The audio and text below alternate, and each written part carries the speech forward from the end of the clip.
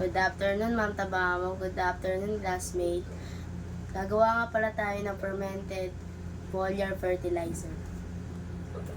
Ito nga pala yung kakailanganin nating gamitin para sa fermented foliar fertilizer. Number 1, apple. Number 2, saging. Number 3, kutsilyo or knife. Number 4, chopping board. Number 5, container. And number 6, brown sugar.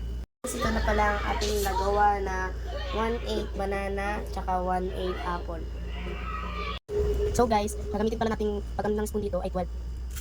1, 2, 3, 4, 5, 6, 7, 8, 11, 12.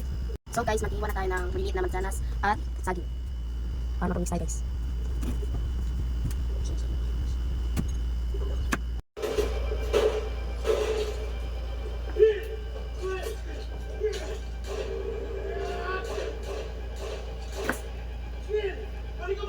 Mix na natin.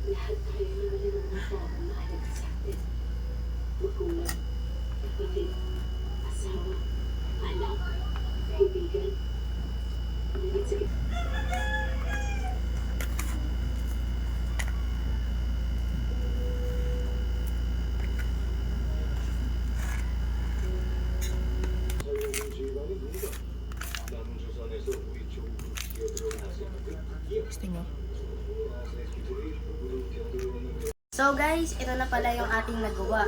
Wait lang po natin to sa 7 days or 1 week.